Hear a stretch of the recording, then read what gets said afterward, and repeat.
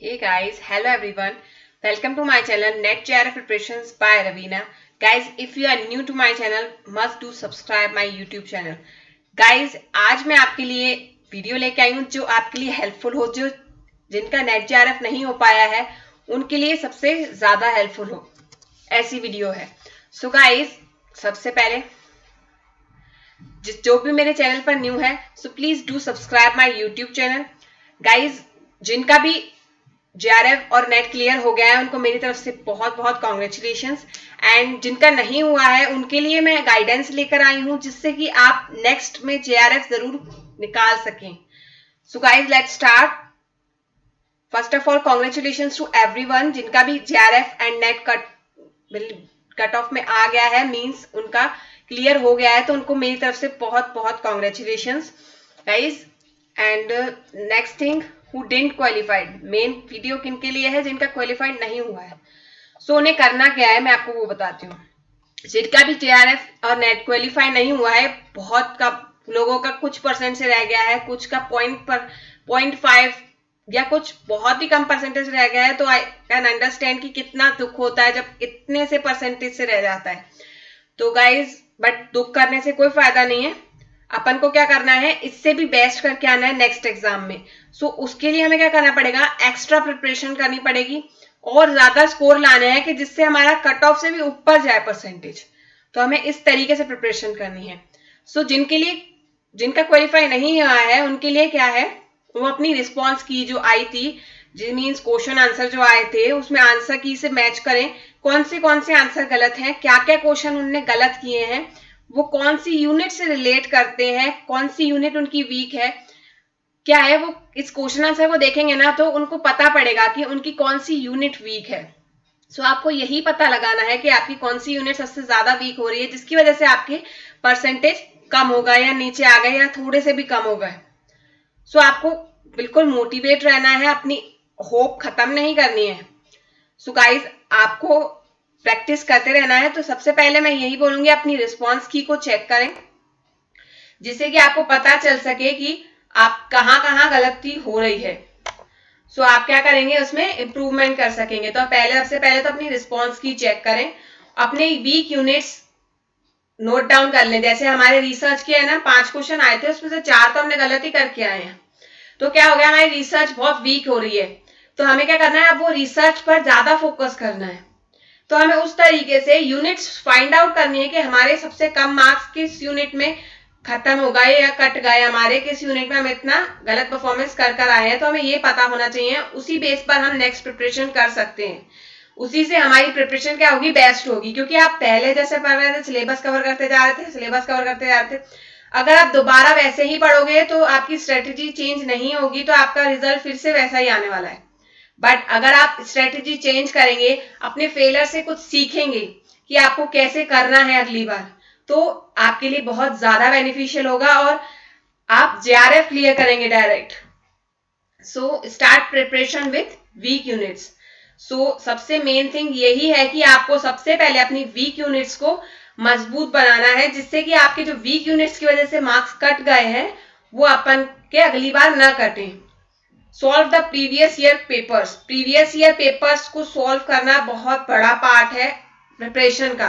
सो अगर आप previous year papers solve नहीं कर रहे हैं, सो दैट्स योर मिस्टेक। सो आपको जरूर प्रीवियस ईयर पेपर्स सॉल्व करने हैं, वो भी उसके कंसेप्ट को समझते हुए।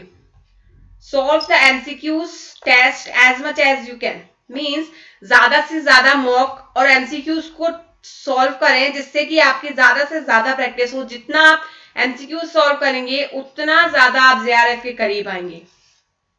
So don't lose your hope, learn from your failures. मैंने अभी कहा था आपको अपनी फेलियर से सीखें। जो गलतियां आपने पहले की थी उन्हें दोहराना नहीं है, उन्हें इंप्रूव करना है। अगर आपने पिछली बार 1-2 यूनिट छोड़ी थी तो उन्हें भी कंप्लीट करना है। मीन्स जो आपने छोड़ दिया था, जो स्किप कर दिया था, उसको भी आपको फेलियर से सीख कर उसको इंप्रूव करना है और सोचना है what you want to become. अब आपने ये स्टार्ट किया था तो कुछ सोचकर ही किया होगा कि आप क्या बनना चाहते हैं। अब बहुत से लोग हैं, मुझे बहुत से के मैसेज आए कि वो होप छोड़ चुके हैं, अब वो नेक्स्ट नहीं करेंगे, अब वो नहीं करेंगे। नहीं, अगर आपका एम है, आपको बनना है कुछ, आपको असिस्टेंट प्रोफेसर बनना है, सो आपको नेट जेआरएफ का एग्जाम दोबारा देना है, और वो भी पूरे कॉन्फिडेंस के साथ। ऐसे नहीं कि हम तो कर ही नहीं सकते, हम कर ही नहीं पाए, नहीं। हर कोई एक जैसा नहीं होता है, और कुछ लक भी होता है कि कुछ पॉइंट से रह जाते हैं, तो वो लक होता है कि वो कुछ पॉइंट से रह जाते हैं। बाकी आप स्टडी कर सकते हैं, जितना आप करेंगे ना उतना आप कर सकते हैं। मीन्स अगर आप कॉन्फिडेंस रखेंगे ना तो आप पे कैपेसिटी बहुत है। अगर आप कॉन्फिडेंस नहीं रखेंगे तो आपकी कैपेसिटी बिल्कुल जीरो, लो लेवल पे है। सो आपको सोचना है why you started this journey और एम। आपने ये एम सेट क्यों किया था नेट जेआरएफ का? बहुत से लोग छोड़ने की बातें कर रहे हैं ना, तो वो उनको सोचना है क्यों चूज किया था उन्होंने नेट जेआरएफ, ये स्टार्ट ही क्यों किया था। अगर आपने ऐसे ही एग्जाम देने के लिए किया था तो आप छोड़ सकते हैं, बट अगर आपका पर्पस है कि आपको टीचिंग लेवल में जाना है, असिस्टेंट प्रोफेसर बनना है, पीएचडी करनी है, सो आपको होप नहीं छोड़नी है, अपने ऊपर कॉन्फिडेंस बनाए रखना है। बहुत से बच्चे हैं जो नेट जेआरएफ क्लियर होने के बाद भी अपने मन में कॉन्फिडेंस बनाए हुए हैं कि नहीं हम कर लेंगे, हम अगली बार कर लेंगे, कोई बात नहीं है, अगली बार हम इससे बेस्ट करने की करेंगे। तो आपको भी यही करना है, होप नहीं छोड़नी है। सबसे बड़ी बात, मैं आपको ये वीडियो इसलिए है कि मैं आपको गाइडेंस दे सकूं कि आपको क्या क्या करना है। Just think I can do. आपको सोचना क्या है कि मैं कर सकता हूं, आई कैन डू इट।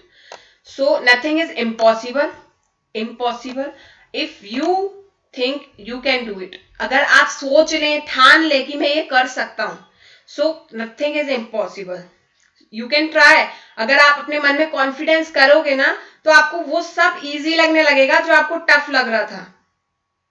जैसे कि बहुत से लोगों को people and environment, data interpretation tough लगता है, बट अगर आप कॉन्फिडेंस के साथ पढ़ोगे कि नहीं ये तो छोटा सा सब्जेक्ट है, मैं पढ़ सकता हूँ, कोई बड़ी बात थोड़ी है, तो वो जो कॉन्फिडेंस होगा ना वो आपको प्रेरित करेगा उस चीज को पढ़ने के लिए।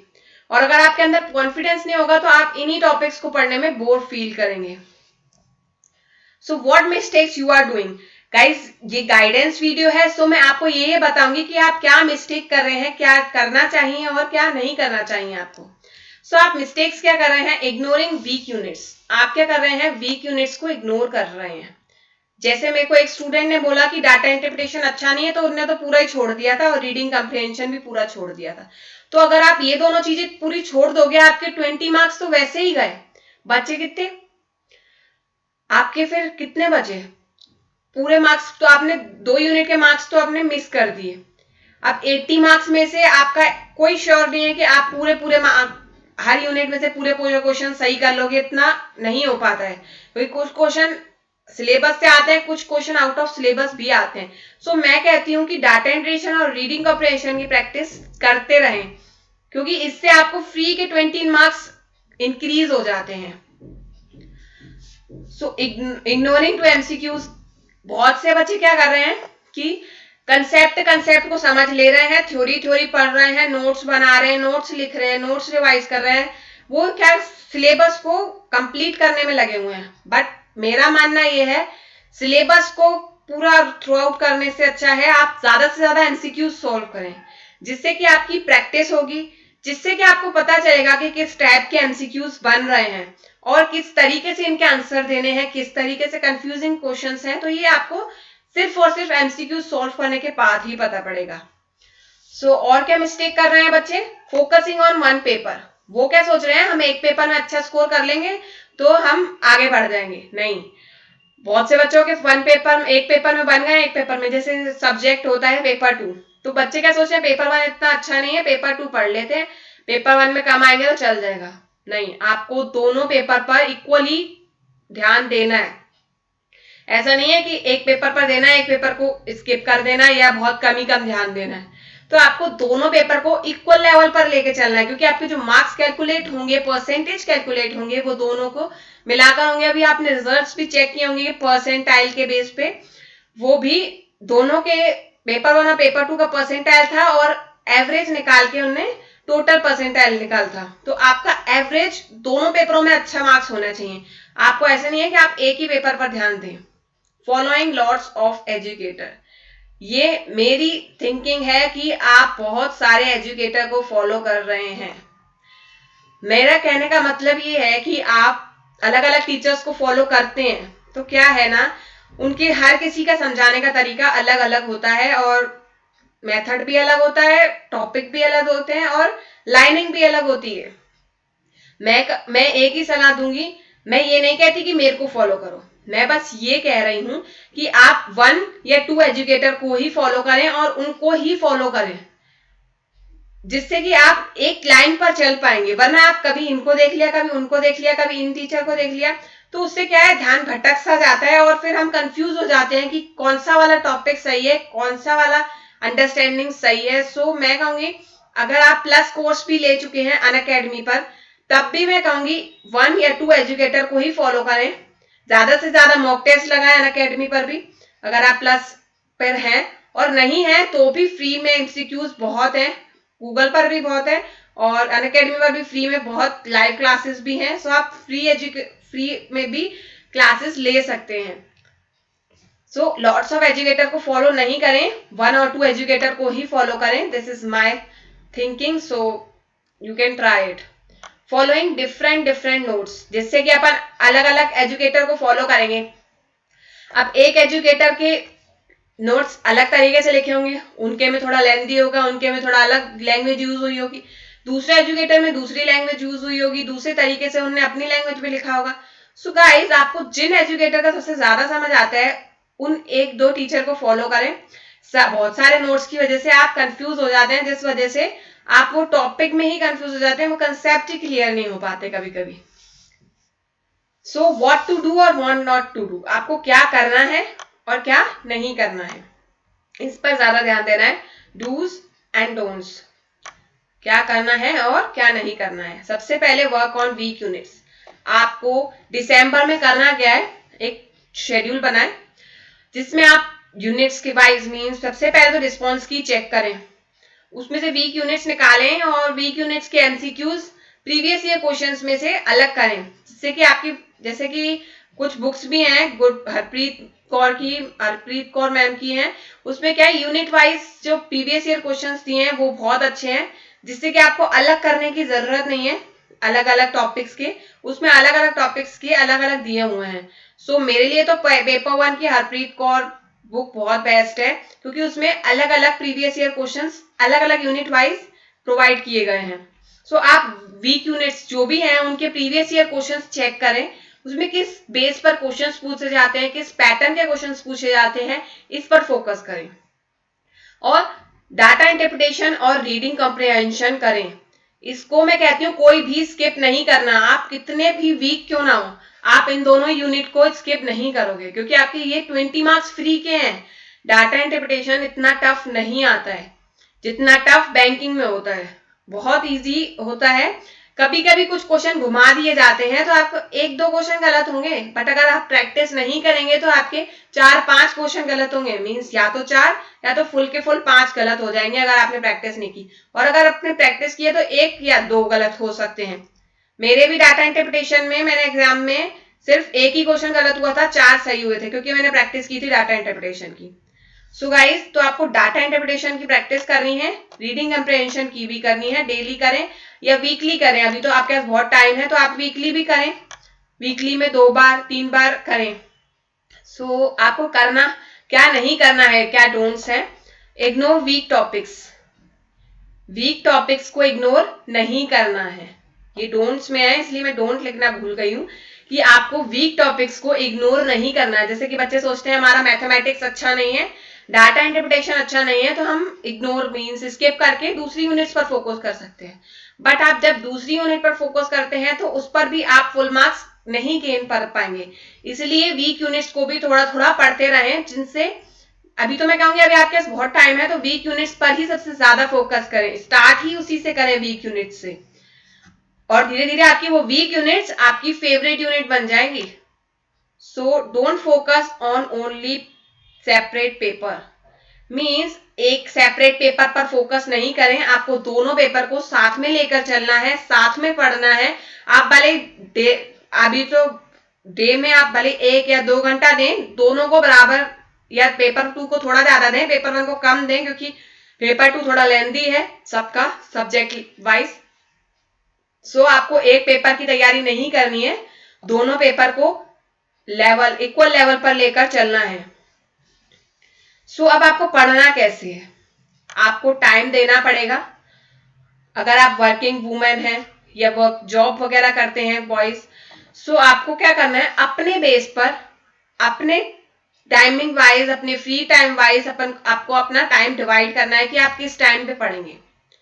जैसे कि आप 10 घंटे स्टडी कर सकते हैं अगर आप इस स्ट्रेटेजी के फॉलो करें। 10 घंटे आप स्टडी कर सकते हैं। अगर आप जॉब भी करते हैं तो 6 आवर की जॉब या वर्क, आप अगर जॉब ज्यादा है तो आप स्टडी का घंटे कम कर सकते हैं, 8 घंटे या 6 घंटे कर सकते हैं। और स्लीप, सोना भी बहुत जरूरी है, 8 घंटे की नींद लेना बहुत जरूरी है। आप ऐसे भी कर सकते हैं कि 5 घंटे आप सुबह को सोएं और 3 घंटे नहीं 6 घंटे सुबह रात से सोएं और 2 घंटे आप बीच में दिन में सो जाएं, जिससे कि आपका माइंड फ्रेश रहे, आप इवनिंग में भी बहुत अच्छे से पढ़ सकें। से पेपर 1 में आप पेपर 1 और पेपर 2 में अपने बेस पर टाइम डिवाइड करें। मैंने डिवाइड किया 4 आवर्स और 6 आवर्स 10 घंटे के हिसाब से। आपके पास जितना भी टाइम है आप उस बेस पर इस टाइम को डिवाइड कर सकते हैं, जिससे कि आपके दोनों पेपर साथ में कवर हो सके।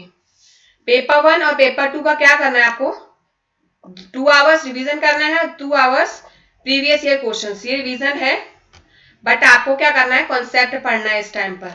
और इस टाइम पर प्रीवियस ईयर क्वेश्चंस डेली लगाओ तो ज्यादा अच्छा है। नेक्स्ट पेपर 2 के लिए 4 आवर्स आपको कॉन्सेप्ट समझने हैं और उसी को रिवीजन भी करना है डेली।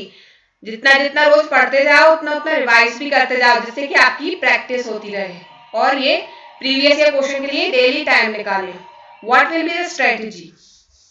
सो आपकी स्ट्रेटेजी क्या रहेगी? Solve previous year questions, understand important concepts, give attention to repetitive concept, जो रिपीट होते हैं कंसेप्ट उन पर ध्यान दें।